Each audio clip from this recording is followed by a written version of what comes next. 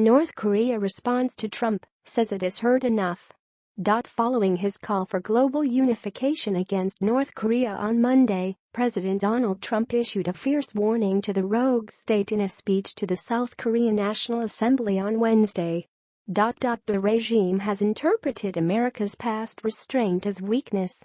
This would be a fatal miscalculation, stated the president. This is a very different administration than the United States has had in the past. Do not underestimate us, and do not try us. All responsible forces must join forces to isolate the brutal regime. Even though they were more eloquently put, Trump's words echoed his earlier threat of brash retaliation. The weapons you are acquiring are not making you safer, he warned. They are putting your regime in grave danger. Every step you take down this dark path increases the peril you face. While Trump's address lacked the dramatic flair of previous insults, it was certainly more foreboding than Monday's civil plea for Chinese and Russian intervention alongside South Korean President Moon Jae-in. North Koreans had some words of their own. We don't care about what that mad dog may utter, because we've already heard enough. Pyongyang officials authorized to speak to the press told CNN. The United States is threatening us with nuclear aircraft carriers and strategic bombers. They are challenging us with the most vicious and demeaning provocations, but we will counter those threats by bolstering the power of justice in order to take out the root cause of aggression and war.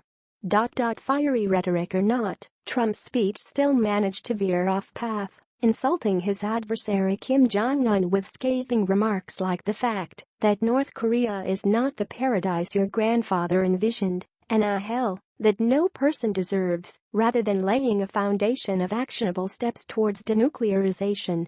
Arriving in Beijing on Wednesday, Trump's next move against North Korea is a meeting with Chinese President Xi Jinping. According to a government official, Trump plans to ask Jinping to temporarily cut off oil exports to North Korea, shut down North Korean bank accounts in China, and deport over 10,000 North Korean workers from China. China voted in favor of tougher sanctions against North Korea at the United Nations Assembly, agreed to end banking ties, disallowed Chinese companies to engage in joint ventures with North Korea, and put an end to North Korean coal imports. However, China still remains North Korea's main importer of crude oil, supplying almost all of the regime's energy. While cutting off North Korea's crude oil supply would be a devastating blow, potentially halting the regime's nuclear weapon program, for President Jinping it would also mean caving to the will of his largest economic and ideological competitor, the United States.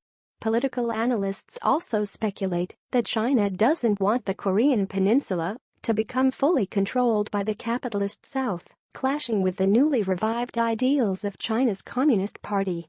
As Donald Trump begins talks with China this week, he may be overestimating the potential of an easy deal with Jinping on North Korea.